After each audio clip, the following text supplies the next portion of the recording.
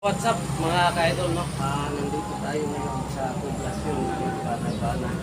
So, puntahan natin yung mga kakanin sa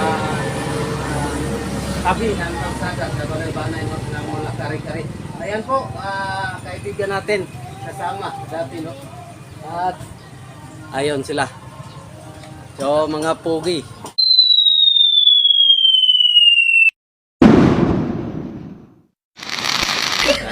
So, shout out nga pala sa ating mga nakakilala dyan sa dalawang ito. Ayan. So,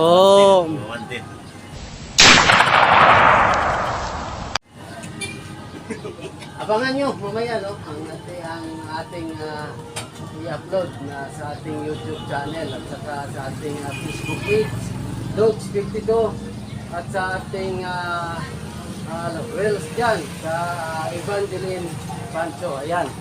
So, puntahan na natin yung mga kakanin dito.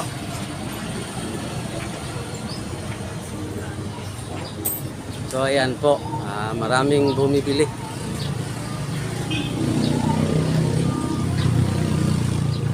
O, Busing, magkano ba yung mga paninda mo na mga kare-kare? So, mamaya makikita natin ito sa Luzon, Visayas at Mindanao, no? Lalong-lalo na sa ibang bansa. Yan. So, magkano ba to? 25. May 20, may 15, ito 10. So, ayan, no? May bumibili na naman, no? Araw-araw ito dadagsa yung mga tao dito, no? So sarap ito, masarap to pang-ulam. So, ayan.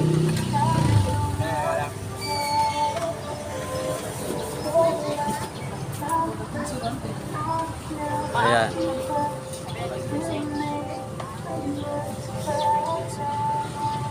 So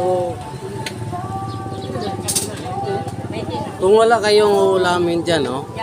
Dito na lang kayo bumili. Mura pa, talagang masarap.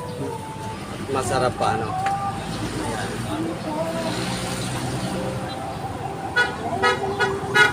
So, huwag niyo kalimutan mga kaidol, no, sa ating YouTube channel, Loads 52, at sa ating Facebook page, Loads 52, sa Reels natin, Evangeline Pancho. Ayan po, i-follow nyo at like and share, no? Dito tayo. Ma'am, magkano ba yung isang piraso nitong kare-kare mo? 15. Ayan, may tag 15 at saka may tag 25. Yan.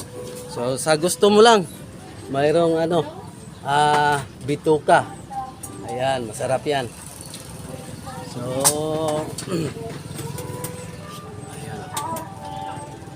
so mamaya tingnan nyo sa ating Facebook page, Loads 52, at saka sa ating Reels, no?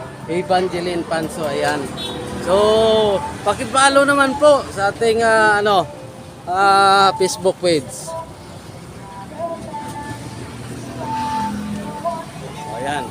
So, hanggang dito na lang muna, no? So, ito ay pangsandalian lang muna dahil wala pa tayong kain. So, parang tanghali na. So, maraming salamat po.